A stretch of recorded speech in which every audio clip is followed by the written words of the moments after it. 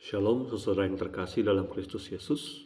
Firman Tuhan yang menyapa kita pada siang hari ini diambil dari Mazmur 27 ayat 10. Mazmur 27 ayat 10, demikianlah firman Tuhan. Saya bacakan bagi kita semua. Sekalipun ayahku dan ibuku meninggalkan aku, namun Tuhan menyambut aku. Saya bacakan sekali lagi Bapak Ibu.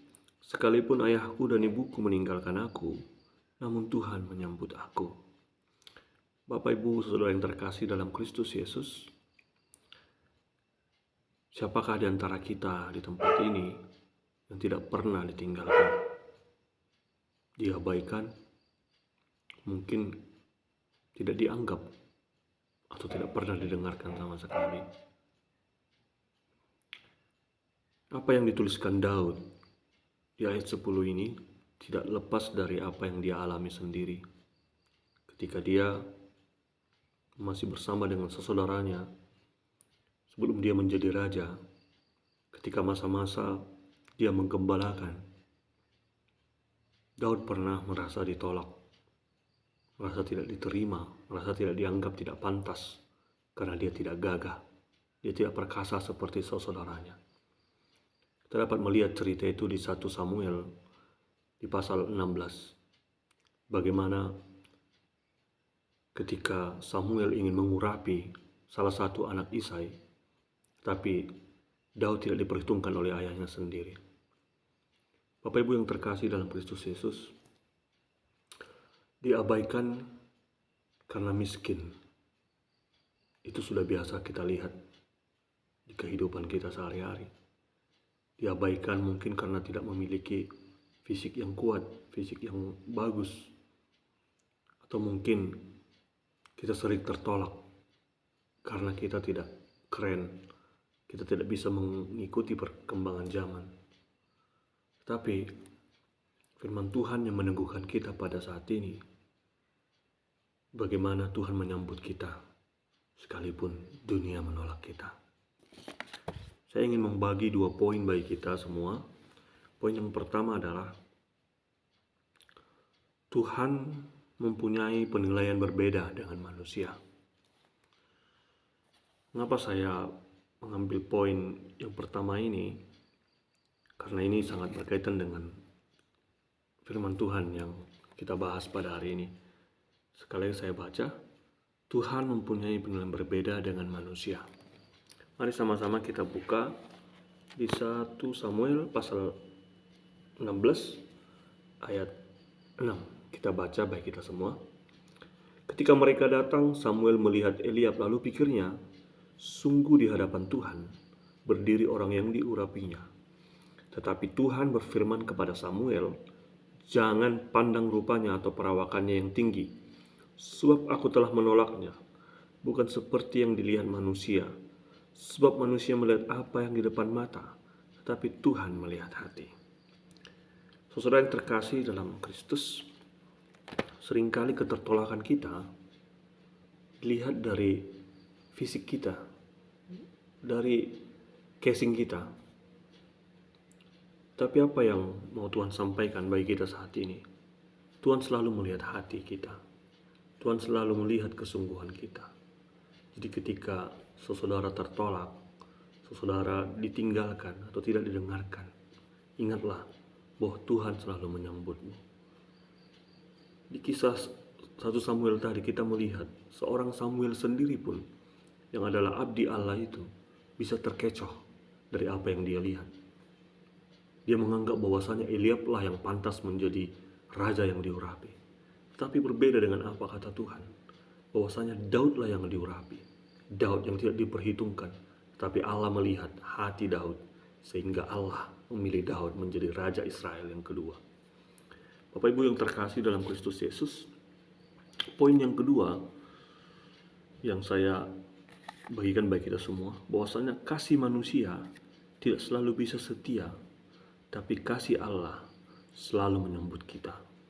Apa yang dialami oleh Daud sendiri, ketertolakan dari ayahnya, ketika dia tidak dianggap, ketika dia tidak berbeda dari saudaranya, tetapi kasih Allah selalu menyambut dia, selalu menerima dia sebagaimana adanya Daud.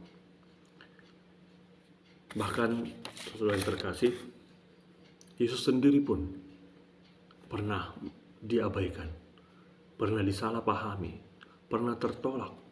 Bagaimana kita tahu ketika Yesus memberitakan kabar baik di tengah-tengah bangsa Yahudi.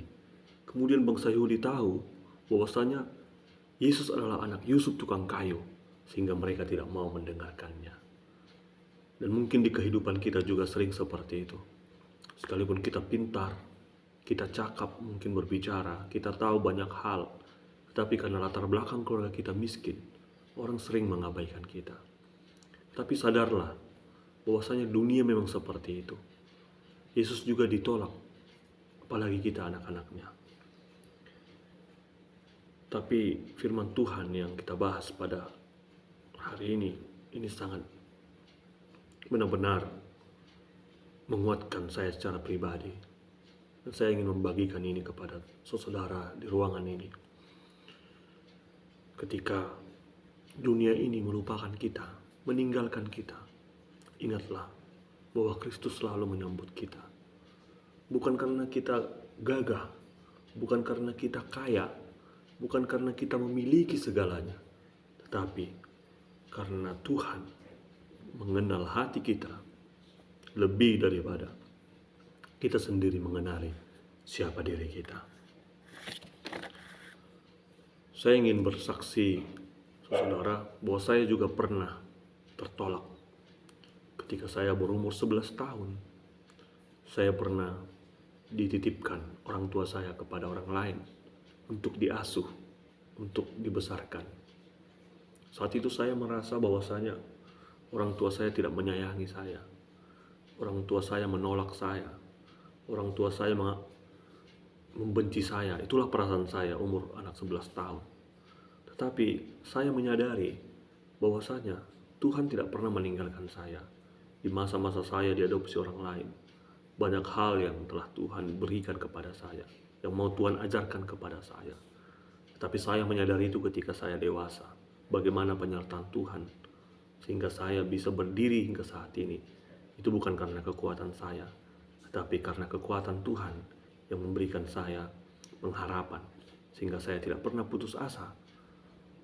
Seperti yang saudara lihat sendiri pada siang hari ini.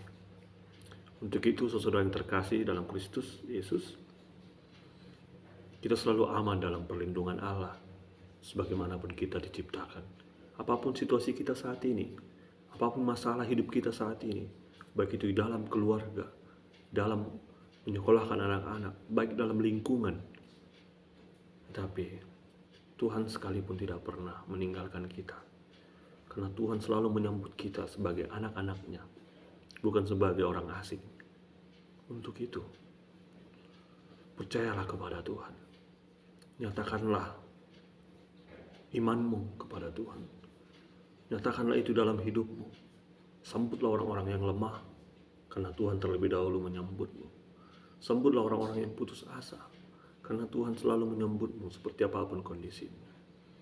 Untuk itu, saudara yang terkasih, firman Tuhan pada hari ini semoga dapat menyegarkan kita, memberikan kita inspirasi, memberikan kita pengharapan yang baru, memberikan kita kekuatan yang baru, memberikan kita angin yang segar, air kehidupan yang akan kita bagikan kepada orang-orang di sekitar kita.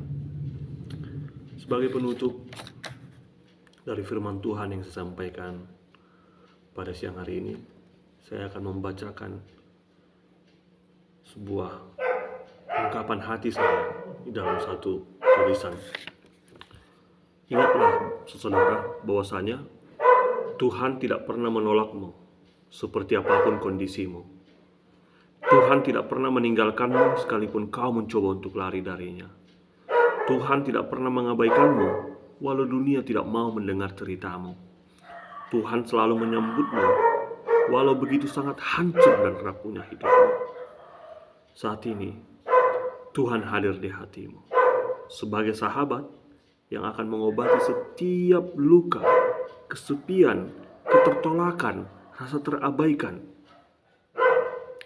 Tuhan akan menggantikan dengan sukacita, dengan pengharapan yang baru, sehingga saya dan saudara memiliki kehidupan sebagaimana Kristus inginkan di hidup kita. Mari kita berdoa. Terima kasih Tuhan untuk firman-Mu yang menguatkan kami, yang memberikan kami pengharapan yang baru, sukacita yang baru di dalam hari-hari yang kami jalani. Biarlah hari esok yang akan kami jelang ya Tuhan, mengubah kami untuk seturut dengan kehendak-Mu, sehingga kami mampu menjadi berkat, penolong bagi orang-orang yang lemah di sekitar kami. Terpujilah nama-Mu Bapa, dalam Kristus Yesus kami berdoa dan mengucap syukur serta memohon. Amin.